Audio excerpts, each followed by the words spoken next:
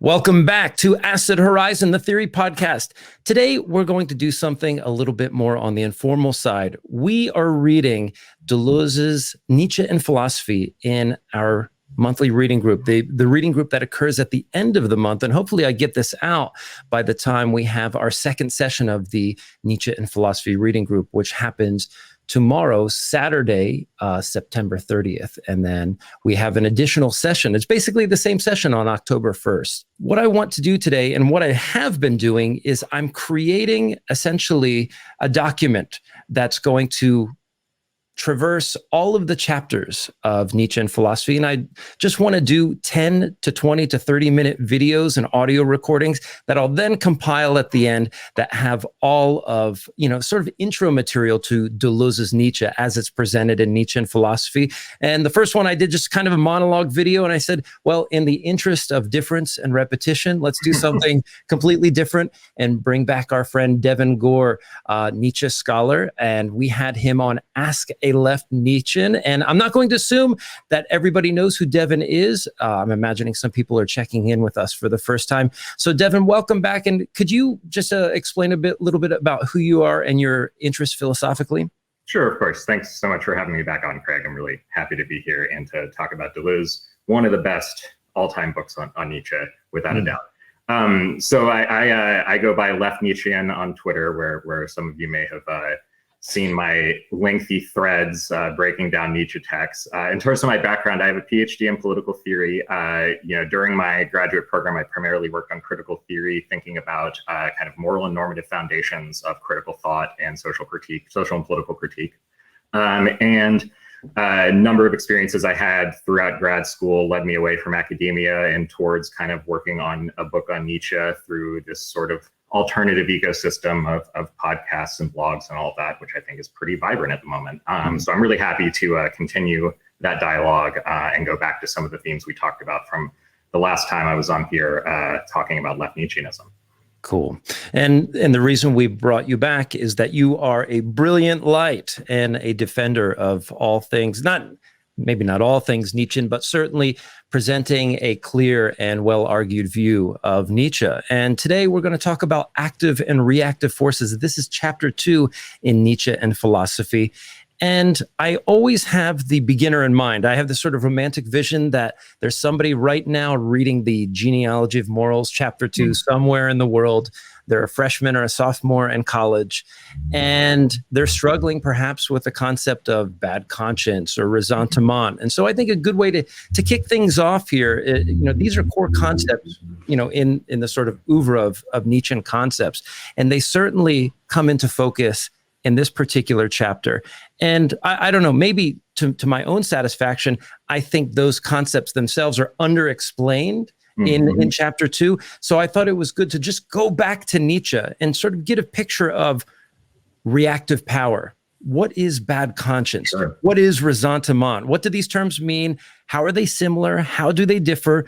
And what do these terms imply with regard to what Nietzsche thinks is important ethically?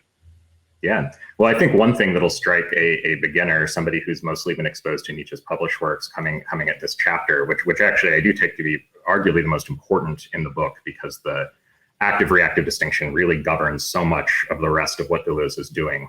I think we'll find a great deal of it kind of odd, because while the genealogy really is the core, the real focal point of Deleuze's interpretation, this chapter draws pretty heavily on some unpublished fragments where Nietzsche is trying to work out more explicitly a theory, a kind of ontological theory of will to power.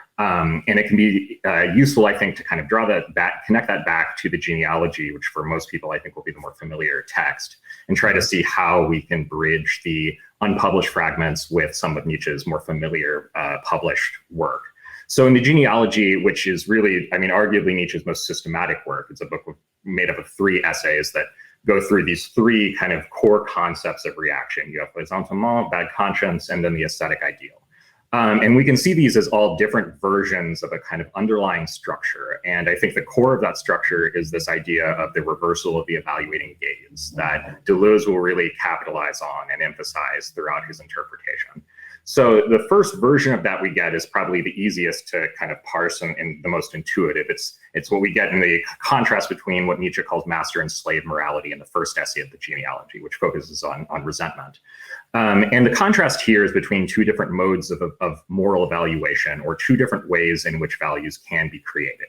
So we start with a picture of this sort of noble self, who is in some sense pre-conscious and prehistorical, somebody who is simple, lacking in kind of the intellectual baggage that might obstruct the kind of pure flow of action and power. And this noble individual acts in the world, produces some kind of effect in the world, and then feels this experience of power increasing, of power being exerted, and then affirms the value of that, right? And this is the kind of origin of noble morality that kind of starts the process for Nietzsche. Morality and values are affirmed on the basis of action first and foremost. So then what happens is there's a secondary contrast where the noble will then say that which doesn't act in this way is seen as, that which is powerless, that which can't act in the world is seen as bad, is seen as lacking and inferior in some respect, right? This is the basic contrast of noble and base that Nietzsche is setting up. And it's important to recognize that this is not some endorsement in any straightforward way of this kind of structure. It's sort of elaborating what he takes to be an earlier mode of moral evaluation. The second mode that really defines resentment, or the one where resentment gives rise to values and generates values, is the reverse of this. Instead of acting in the world, the resentful person is acted upon or harmed in some fashion, right? Or it experiences some kind of offense, some kind of slight. And that cuts into and limits their power of acting. They're forced to obey, they're forced to submit in some fashion. As a result of that, that person then develops the resentment against the conquering power, designates that as evil, primarily designates that as evil, and then secondarily sees itself as good as a result of being contrasted with and negating the powerful and acting individual, right? And this is where we get the kind of the famous birds of prey analogy in the genealogy, where the eagles or the birds of prey are presented as just kind of unconsciously giving vent to their instincts and preying upon the lamb. And it is then the lamb who decides that the eagle has some kind of subjectivity that entails a free will or choice, where the bird of prey can choose whether or not to exert power. The choice to exert power is then seen as evil, whereas goodness would be seen as, not exerting power, limiting one's power, humility, meekness, these kind of Christian virtues that Nietzsche tends to derive, right? And so this is the basic contrast: is what comes first? Is affirmation first in generating values, or is negation first? And this is the basic contrast, but that gives rise to a kind of key move that I think bridges resentment and bad conscience, which becomes the core topic of the second essay. And this is that, as I already mentioned, what slave morality entails through negation is the creation of some kind of stable subject or doer behind the doing. And the idea is the subject has some capacity of free will to decide whether or not to act in accordance with its nature. And this is the move that Nietzsche sees, I think, is the kind of real step towards the decline into nihilism. It's when the doer is separated from the doing. Action is separated from what it can do in some fashion. And when that happens, it is forced back upon itself in some fashion. Instead of being able to exert itself outwardly, it has to exert itself inwardly. And it's important for Nietzsche that force and power of this kind, they'll exert themselves no matter what. It'll be externally or internally. And that's when we start to get the development towards bad conscience in the second essay. And you'll see in the second essay, sort of at the beginning, that there are positive or more productive ways in which these techniques can be employed. And these are all the horrifying descriptions we get of the torture that goes into creating the good conscience that defines humanity, right? This kind of prehistorical labor. It's a later step that then takes this conscience as really definitive of the human being and characterizing some kind of stable, fixed subject that should feel guilty and accumulate some kind of debt as a result of its acting in the world and exerting power in the world.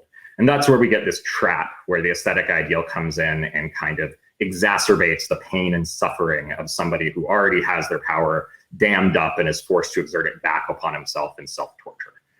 So that's the sort of cycle of reaction that we get in the genealogy. And I think they're all basically different figures of this reversal of the evaluating gaze that Deleuze finds to be so important. That's very good. And it's not simply what we might understand as particular resentments or specific resentments, for example, or a specific kind of guilt.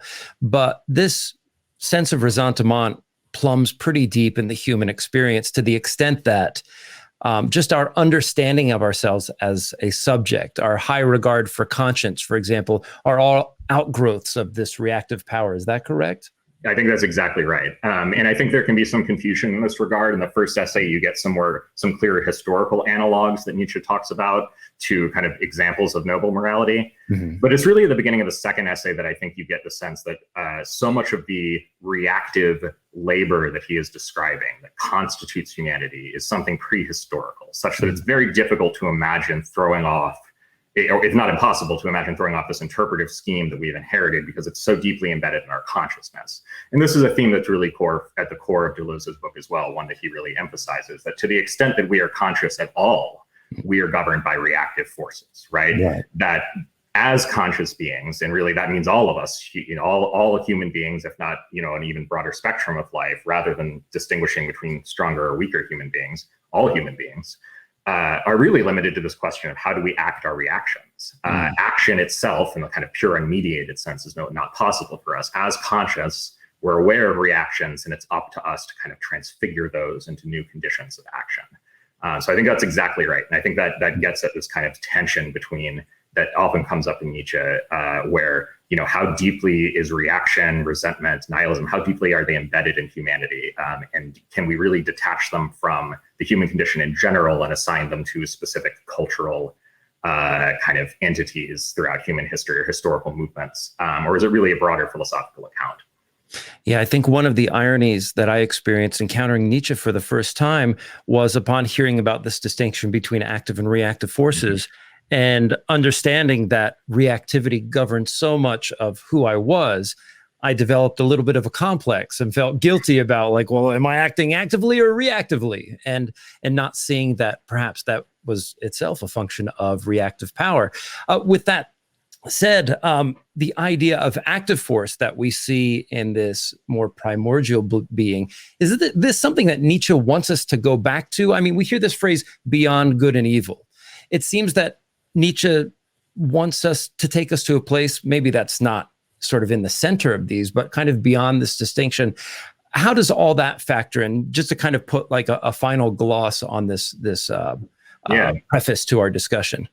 Well, I think this is where the point that Deleuze makes towards the end of the chapter about the way in which reactive forces are what make human beings interesting, that actually create something strange and novel in the world. And you'll see in the second essay that Nietzsche says that it's only with bad conscience that the human animal really becomes an interesting creature, right?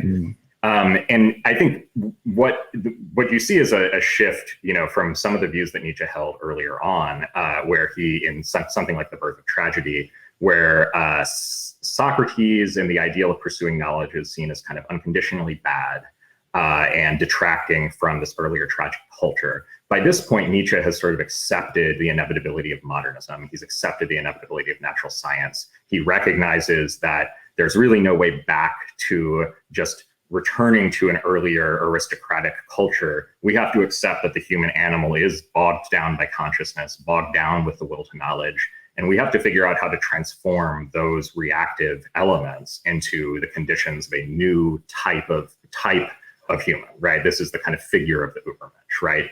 Not somebody who would be the naive, not somebody who's straightforwardly the kind of naive actor of the warrior who just acts in an unmediated way, but somebody who has passed through the great weight of the eternal return and can actually affirm that knowledge and then still return to a kind of childhood.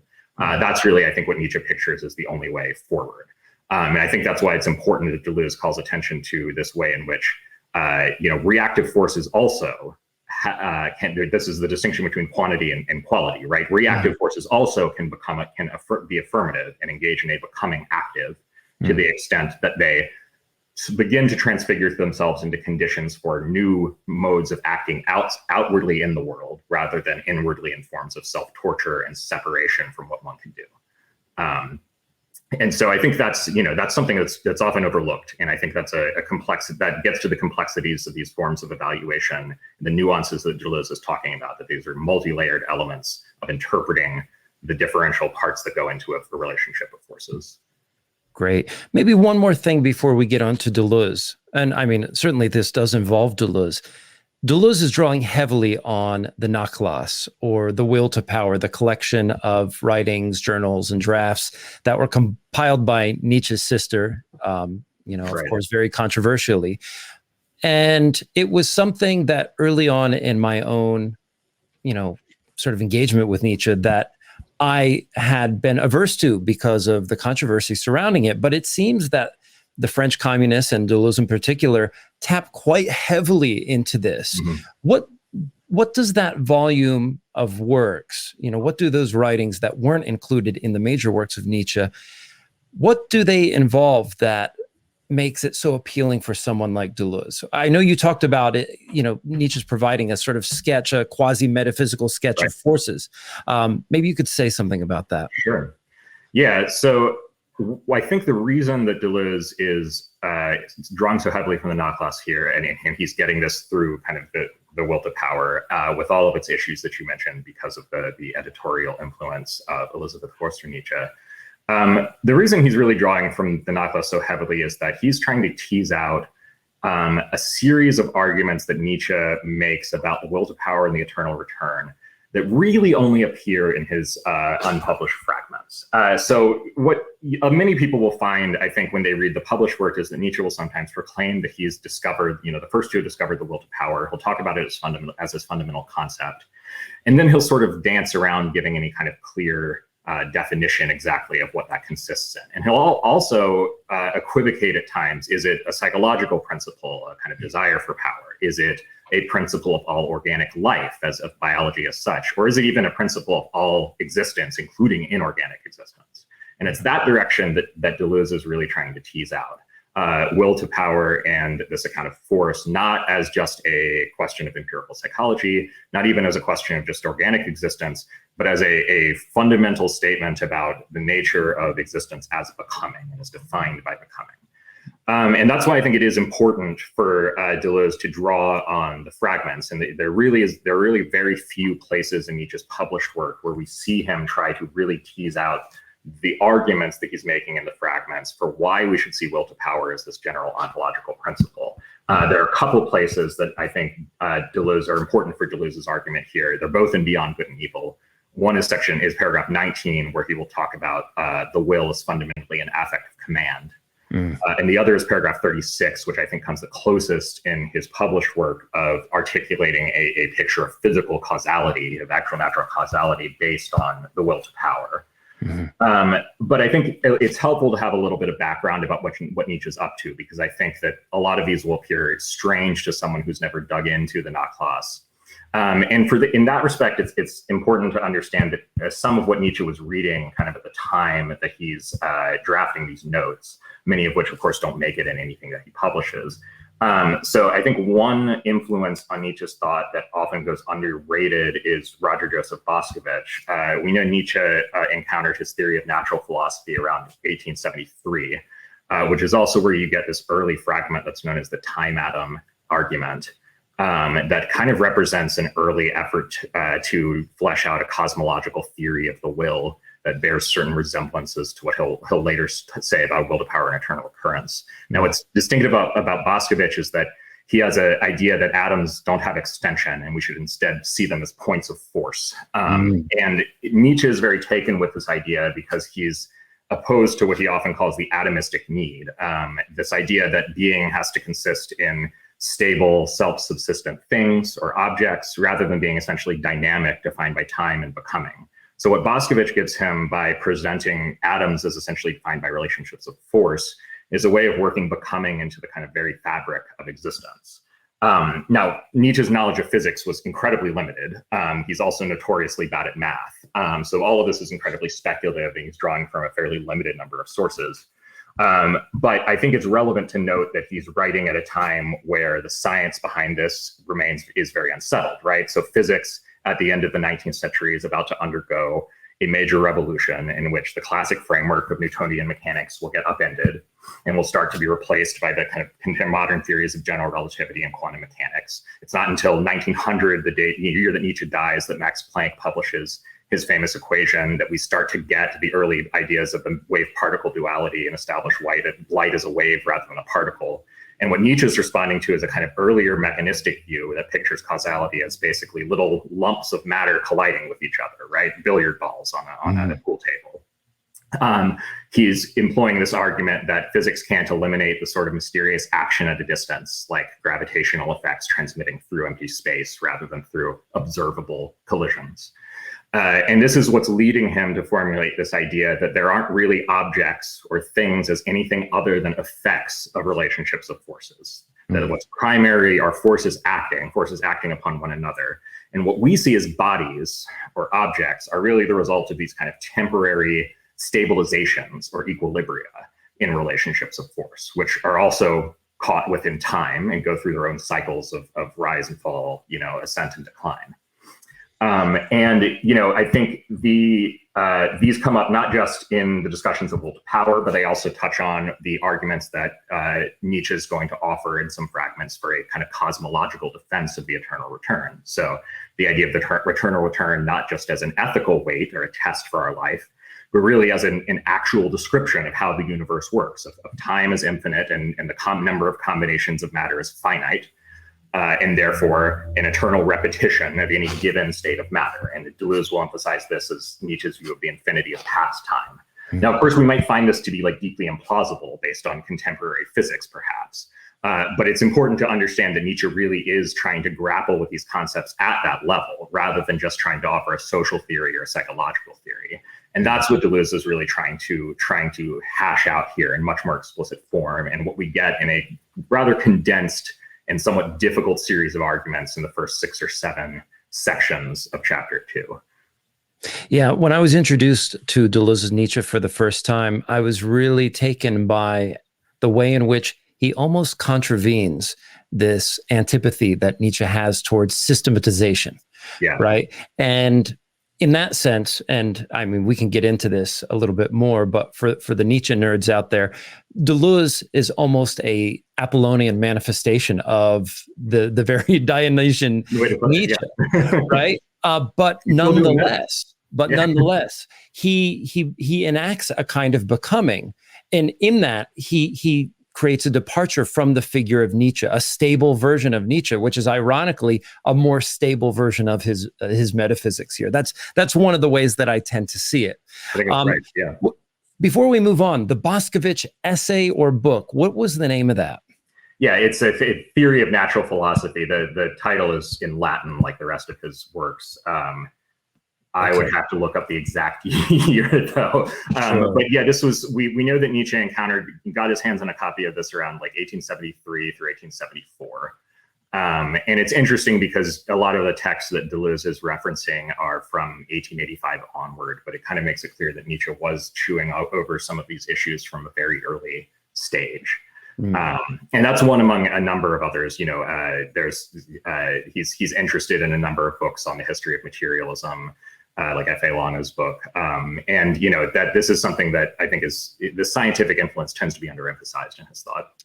Yeah, if we locate those, maybe I'll pin those in the notes. And so yeah, I should be able to give you some to look up the relevant info for you. Of course, yeah, and there's going to be people who love that sort of thing. Yeah, let's get on to Deleuze's notion of reactive force and active force, especially as it relates to the will to the power and the eternal return. One of the things that Deleuze does is midway through the chapter, he avails us by basically giving us a bulletin point list of what reactive force is and how reactive force is. And he does it the same for active force. And I just want to pin these descriptions so that we can come back to them if we don't cover them. One of the things that Deleuze says is that reactive force is a utilitarian force of adaptation and partial limitation, a force which separates active force from what it can do, a force separated from what it can do that also, in a way, turns against itself. Active force, on the other hand, is plastic, dominant, and it's a subjugating force, a force that goes to the limit of what it can do. But that might be challenging because he does say that reactive forces can also attempt to go to the limit of what they can do. Right. And then the last thing here is a force which affirms its difference and makes its difference an object of enjoyment and affirmation. I'd like to get into that at the end if we could. So with that said, active force and reactive force, this is the nuts and bolts of Deleuze's metaphysicaling of Nietzsche. So let's talk about, what does Deleuze do with those concepts that's different from Nietzsche? What's the nature of the departure that he makes? I think what Deleuze does is, as you said, he's a more systematic thinker, despite the fact that in books like A Thousand Plateaus, we get this kind of wild proliferation of concepts. He's still trying to do something like a systematic metaphysics that resists a traditional identitarian concept-based tradition. And I think what he's doing here is trying to chart out more explicitly a series of arguments that Nietzsche makes in the course of these fragments that are fairly disorganized, scattered among a number of different fragments. And Deleuze is trying to lay them out in a clearer form and kind of trace the connections among them. And so I take it that what's going on here is that he's thinking about how we make sense of the possibility of something like a relationship of forces. So we have this idea that the fundamental constituents of reality are perhaps these force centers rather than little lumps of matter or atoms, right?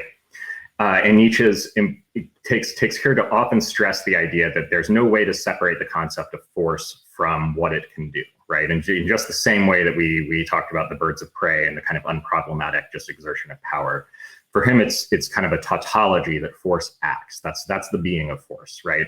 Force is only manifest when it acts upon something else, which means the very concept of force seems to imply relations, right? It seems to imply a relation, one force that acts upon another, in the way that force only produces work and produces some kind of motion in the world when it acts upon something. And so the argument goes, how exactly does that work? So let's say we imagine a force of a given quantity of power coming into interaction with another force of an equal quantity of power. Well, the idea is these would never enter into a relation, right? They would simply negate each other in kind of the way that a particle of matter and a particle of antimatter wink out of existence when they interact, right? Out of equality and equilibrium, we could never get the kind of actuality and dynamism that Nietzsche thinks characterizes the universe. So forces really can only enter into relationships in this picture to the extent that they are unequal, to the extent that there is an asymmetry, right? One force has to be designated as the force that acts, whereas the other has to be designated as the force that reacts or does not act, or rather has its action channeled back or turned back upon itself, right? And that will be determined by the difference in quantity. And this is why Deleuze makes the argument there's no sense in thinking about quantity outside of difference in quantity. There's no way to imagine any given quantity of force outside of its relationship and difference from another force, right? And within that, one will be designated as acting, another as reacting. But this is where another wrinkle comes in, another problem arises. Well, so let's imagine an alternative example. We have a superior force now coming into interaction with an inferior force. Well, it seems like another possibility then is that the stronger force simply destroys or overcomes the weaker, right? And moves on about its own business, right? And again, there's no interaction or stable relationship here. Right. And this is where we get the transition, I think, from quantity to quality. And this is where we get the passage of the idea of the will to power as a complement to force. Will to power comes in as the quality that continues to individuate or differentiate particular forces within a relationship. It's through will to power that we actually have one force incorporate another as a condition of its own action, right? The active force incorporating the reactive force, rather than them both annihilating each other or one being eliminated through the result of the struggle. So when we kind of dig into this description of reality or a description of a body as a relationship of forces, what we get is this idea that it's only possible through asymmetrical relationships where one force acts outwardly upon the world and defines the sense of a given cluster, a given body, and it has incorporated a series of other forces whose actions now no longer exert themselves externally, but are somehow incorporated internally into the overall economy of that body and its action and its affirmation of its power. And that, I think, is the kind of basic chain of argument that you get as to how you have a passage from quantity to quality in forces, and why there always has to be some kind of asymmetrical distinction or hierarchy between active and reactive force that defines any stable entity. Mm. And what's interesting, I think, about Deleuze's move here is that it presents a problem to thinking about Nietzsche strictly in terms of what happens to us as self-contained individuals. For example, now it opens everything up to the world of forces that stand outside of the individual. We're almost forced to consider things in terms of a multiplicity, and perhaps we can see the beginning of the concept of multiplicity. And I know that there's a translational challenge here that Taylor Adkins from Machinic Unconscious Happy Hour had pointed out, is that the word that's translated from the French as multiplicity is problematic because Deleuze was not using that concept yet, but we're seeing intimations of that here. Yeah. Maybe we can talk about that a little bit, because I think one of the, we've had battles on the internet with folks about, applications of Nietzsche and the idea of Nietzsche sort of seeking out or valorizing this unique or exceptional individual, but clearly, in the broader scope of things, active and reactive forces are something that show that the individual is porous. Absolutely. I think you're exactly right to see this as a kind of precursor to the concept of multiplicity that will then get elaborated more clearly in books like Difference and Repetition, because what you see is that any relationship of force must be a multiplicity to begin with, right? That we have to be able to affirm multiple elements that sustain themselves in a relationship without ever being reducible from one to the other. They have to retain their difference and their hierarchy within that relationship without ever being fully assimilated one to the other. So I definitely think this is Deleuze working out the kind of fundamentals of a concept of multiplicity that will become central in his own work when he stops just writing the monographs on individual thinkers. Mm-hmm. And I think there are two ways that these themes come out in this chapter that contest and kind of disrupt right-wing appropriations of Nietzsche that we often get pushback on the internet. And one is the nuance and complexity of interpretation as it pertains to active and reactive forces that that Deleuze is describing in this chapter. Not only is it that there is always both quantity and quality, and that any given force, whether active or reactive, could be either affirmative or negative, or could be determined as having either an affirmative or negative will. It's also that any given affirmative or negative will has different nuances depending on the kind of assemblage of forces that make up its overall body.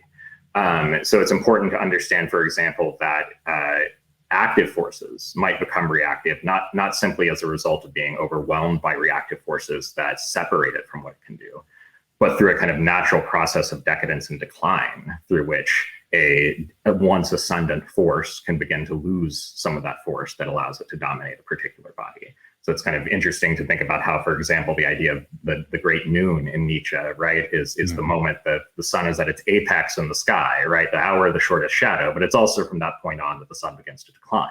Mm-hmm. So the moment of kind of peak affirmation, therefore, is connected to a cycle of decline. Mm-hmm. And situating our kind of active interpretation within that cycle is important for understanding and actually differentiating what is active and reactive, what's affirmative and negative. And one of the things that's very important here, that the second thing that Deleuze also emphasized, this is the connection that he makes between Nietzsche and Spinoza through the idea of a capacity for being affected. So what we talked about just before was how, in order for there to be anything like a stable body, forces have to enter into some kind of relationship with one another that's sustained. Mm-hmm. The weaker forces have to be incorporated into the stronger. Well, there's a sense that Deleuze is trying to bring out that it's only to the extent that a force has certain affinities with others, right, and is capable of being affected by them, that it can then ever encounter them as something, as resistance to its power, something mm-hmm. to act upon and overcome, right? And what this implies is the Spinozan idea that the greater and greater our capacity for being affected becomes, the greater and greater the possibility of our power becomes. And that, I think, is an important reversal from the idea of, power is understood strictly as affecting, as acting in the world. Well, it turns out that being affected, suffering, right, being able to sustain and endure suffering, then becomes seen as a trait, as a condition for further action. And I think that that's sort of the model that we get when we start to think about how reactive forces can engage in a becoming active. The example, for the example of an artist who engages in aesthetic practices Right. Out of a kind of superabundance of creative power. That's a form of suffering. It's a form of passivity, perhaps, as something acts through you rather than you experiencing yourself as an agent. Yet it is at the same time a condition for real creation and affirmation and power. It's kind of a model of how reactive forces can become active. Yeah, and this is something I won't say I struggled too hard to think of an example, but there's a way in which we can employ asceticism. I mean, this is something that Nietzsche talks about in the genealogy of morals too, that there's a positive application in the sense that, I mean, a very concrete example is think about the way in which mobile devices hold very strong sway over our lives, and our decision to cut those things out as if they were organs or a piece of our flesh, and here we are talking about a body without organs. And I would undergo 3 weeks to 3 months of digital detox. In that period of bracketing myself out from like all of those, those digital influences, I can then get in touch with a kind of embodiment maybe that's not so wedded to my constantly reacting to notifications or the impulse to pick up my phone and so forth, and therefore discover a new kind of self. So in that sense, there's a way that we can mobilize reactive forces to our benefit. Yeah, I think that's exactly right. And I think the idea we get from Deleuze is, to some extent, that's the bulk of what we do, right? To some extent, reactive forces are the bulk of what we deal with, because the active forces remain on a kind of unconscious level. And to that extent, these practices of asceticism, I think of Foucault here as a great example of a later Foucault talking about ascesis, talking about techniques of the self. These can be modes of, as what Foucault calls getting free of oneself and kind of detaching oneself from certain power relationships or relationships of domination in which we are caught in cycles of reaction, right? And in that sense, I think that there is like a robust ethics there that leverages reactive forces and kind of depends upon the acknowledgement of our vulnerability as human beings in that respect, as conscious entities, that we are uniquely vulnerable in some sense because of how dominant the will to knowledge is within us as the kind of peculiar human animal we are, right? We have unique challenges in affirming because we are subject to such a great extent to reactive forces. So much of the question of interpretation in some sense is then what we do with this state of reaction, whether we kind of remain in what I think in earlier texts like Schopenhauer as educator describes as a state of shame, of just being ashamed of oneself, or whether we view our shame as itself more shameful than anything we could be ashamed of and see that as a condition for becoming, recreating our lives in some way, acting in the world anew. And I think this is a theme that persists throughout Nietzsche's philosophy. And that's why I think it's often a mistake, when we have a conception of hierarchy that ever tries to cleanly designate, in a stable way, a particular force is definitively active, a particular force is definitively reactive or inferior. The analysis that Deleuze is giving should show why we have to disrupt any kind of picture of Nietzsche that would assign, fixed, strong, and weak essences in that way. It really runs counter to the picture of forces that he's describing here. Absolutely. And I've always thought that from an ethical standpoint, it was very empowering to see it Deleuze's way. There's almost a kind of, maybe resignation isn't the right word, but just to see how deeply embroiled we are within reactive forces, and just his idea that active forces are largely unconscious means that we exist within this kind of strange alchemy all the time. And he heads off this sort of dialectical interpretation of active and reactive forces. It's not like, okay, we start with the active and then reactive comes in, because now we're basically being Hegelians through the Nietzschean metaphor. Right. Well, and I think there's the passage that Deleuze mentions in this chapter from Ecce Homo, and this is kind of right at the outset of Ecce Homo, where Nietzsche says that his genuine experience in life, it's a passage I call attention to pretty often, that his genuine experience in life has been being able to view sickness from the perspective of health, while also viewing health from the perspective of sickness, right? Being able to view the heights from the depths, while also look down upon the depths from the perspective of the heights. And it's important for this picture then that there is no dialectical synthesis or resolution. We have to retain the tension and distance or difference between these two perspectives, because in some sense, it's only across that distance that it creates a new perspective with which new values can be created. And in this sense, sickness presents an opportunity, and this is a great deal of Ecce Homo is dedicated to Nietzsche narrating how that functions in his own life, Sickness creates an opportunity for understanding the value of healthy concepts, the value of contesting the aesthetic ideal, and the kind of intensification of suffering and pain at life that it entails. So I think that idea both shows how Nietzsche is distinguishing himself from a dialectical conception, but also explains why reaction is not somehow a straightforwardly bad thing in any kind of simple way, right? Reaction can be an opportunity, sickness can be an opportunity, provided that it subtends this sort of difference in distinction and perspectives that we can make use of. Yeah, and I think some of that discussion there, I mean, thinking that Deleuze is standing behind your comments here, it kind of prefigures this idea of a minor politics or just minor movements in general, that the idea that we could make alliances with things be, in the sort of minor configuration, or that which is excluded from, let's say, that, the sort of whole or total of rational society. And by making a connection with that which has been excluded, that which is deemed heterological, then empowers us in certain ways. And I mean, you can already hear susurrations of a left Nietzscheanism kind of coming in. Well, because part of what's so important there is the denial of a will to sort of self-assertion, right? Because that's the kind of striving of, consciousness in some fashion. I mean, it's sort of sounding a bit Buddhist here, but I think there are some real affinities here in certain ways. I think you can see the kernel of what will become the concept of deterritorialization in capitalism and schizophrenia, right? There's an idea in which we have to break down the reactivity of consciousness to release these underlying unconscious affects. And that release then opens us in a kind of becoming minor towards affinities and commonalities, a kind of effective contamination with other forms of life, right? It's kind of premised upon deconstructing and dismantling a particular view of the fixed conscious subject that somehow distinguishes humanity, right?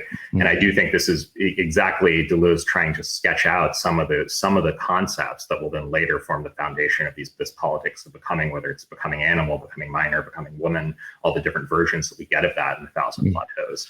And you sort of see in a really clear sense why becoming active must be a becoming minor. Right? Why it could never be a becoming major or becoming a kind of existing strong identity that we have a conscious thought or ideal of. It has to be kind of breaking down and deterritorializing that before we can open up a new perspective. Right. And there is some caution there because, I mean, I think by and large, when we think about becoming minor, I think there is definitely an affinity or a synergy with left politics, but that doesn't necessarily have to be the case. There could be something perhaps even extra political, if we want to think in those terms. One last thing on this before we move to a juicy topic, which is hierarchy. But one of the ways in which, or one of the examples that Deleuze pulls regarding active becoming reactive is the example of a priest, for example, creating a moral system. And in doing so, subjugates themselves to the very system that they create. Right. I wonder, metaphysically speaking, from Deleuze's vantage point, or maybe there's a way we can shore up Deleuze's argument on our own. What is it that constitutes the shift from active to reactive or reactive to active? How does Deleuze sort of make that note in his system? Yeah, so I think we can kind of distinguish between ways in which Deleuze describes it and ways in which Nietzsche kind of illustrates it throughout his work, because Deleuze's version is going to be a bit more technical. So what we have is this idea of acting versus separating, a force that acts versus a force that separates another from what it can do.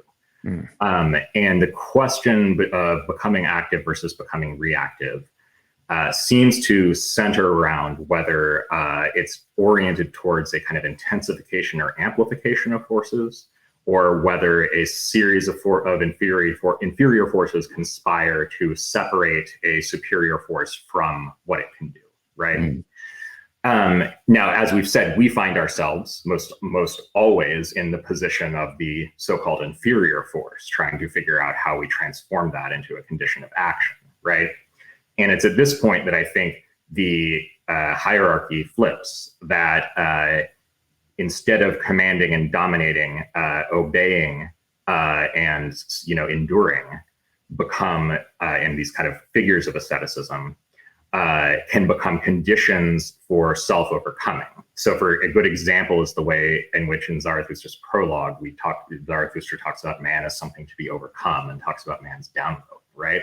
Well, man is essentially reactive, like the last man, particularly in Zarathustra. Yet man's going under is in some sense a becoming active. It is in some sense that reactive force, allowing its nihilism to take its course until a new perspective is opened up. And this isn't dialectical synthesis, but it is nonetheless a way in which reactive forces can recognize their reaction and, instead of striving for a kind of self-assertion, transform this into a condition for a new system of values. So in the case of the priest, this is a question of interpretation. We have to dig into the question of how active and reactive forces play a role in a given system of values, how becoming active or affirmation and becoming reactive or negation are layered onto this kind of nuanced framework. So you can see how a system of values might be rooted essentially in life denial and rooted essentially in projecting ideals upon a transcendent world, right? In which case we're necessarily separated from what we can do in this world. Alternatively, that asceticism could be diverted towards a form of value that does involve discipline, that does involve sacrifice of some kind, right?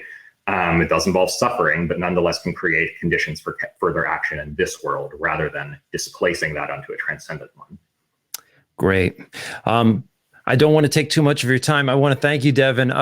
This is amazing. And I just want to shout out the reading group, because we've been doing the Deleuze Nietzsche and Philosophy reading group now this will be our second session, our second month. It'll probably take us until the end of the year, Christmas or New Year's or thereabouts. And we record all of the sessions. So there is time to jump in. If you're listening to this episode today, it's likely that the reading group is today. So you can hop in, talk to Devin, who will likely be there, and the rest of us on Asset Horizon. So please subscribe to Patreon if you're listening. The last question that I want to ask you before we go is about hierarchy. It seems fairly obvious to me, and in no uncertain terms, that Deleuze's Nietzscheanism purports a notion of hierarchy, but we have to be careful about what hierarchy means. Deleuze says that there's two senses in which hierarchy is used. And I have it all spelled out here. You're doing a wonderful job explaining this.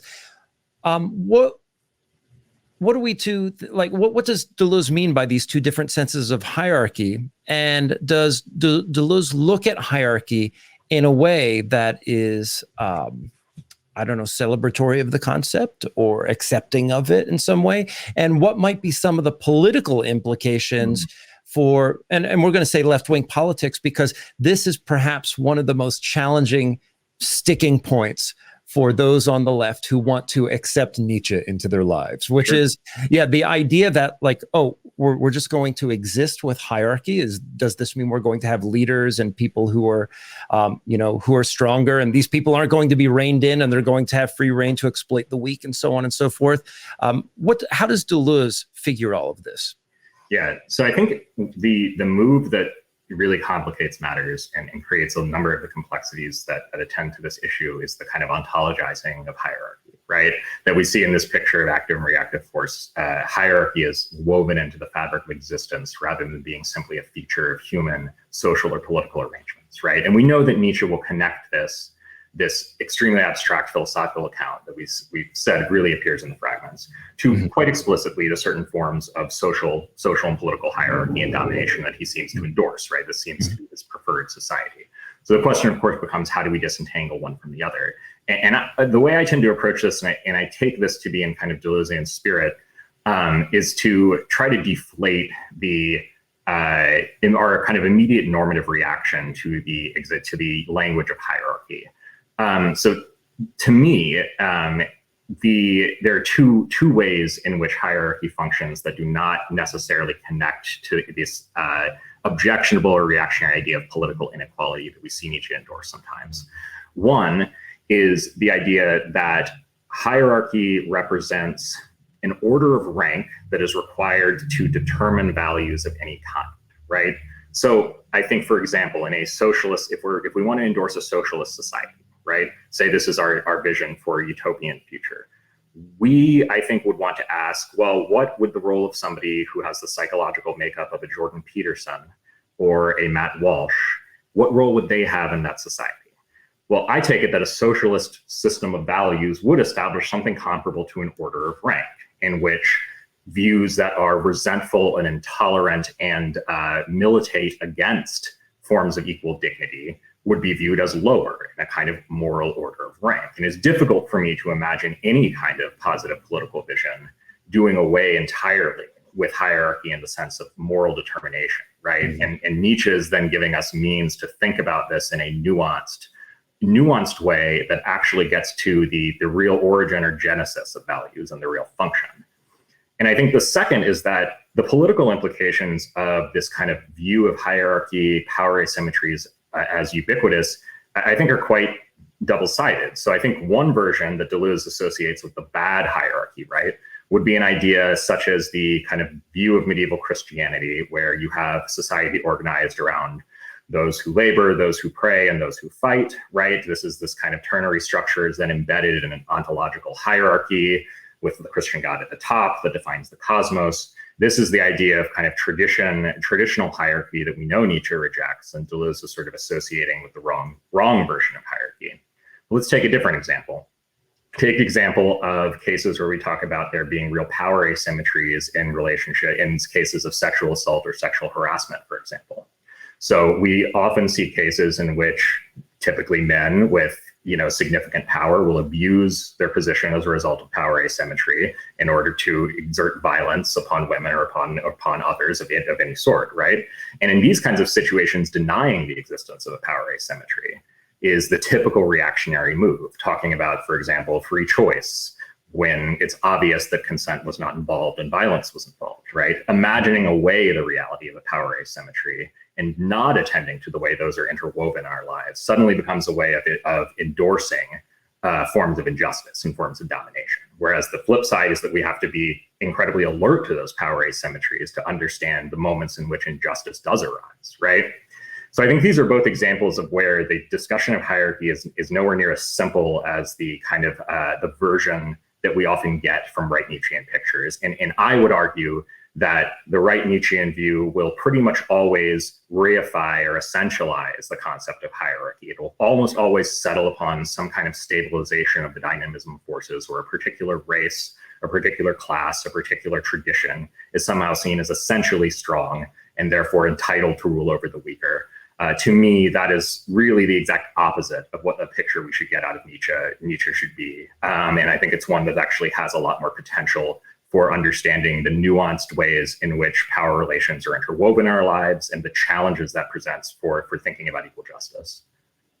Well, Devin, I just want to thank you. I wanted to provide a very short summary of Active and Reactive Chapter 2 from Nietzsche and Philosophy, and I think you did a wonderful job. And once again, I invite those who are listening to join us in any of our Nietzsche and Philosophy reading groups, which occur on the last Saturday and Sunday of the month. Devin, it was wonderful to have you again. Thank you so much for having me. I really enjoyed this discussion. All right.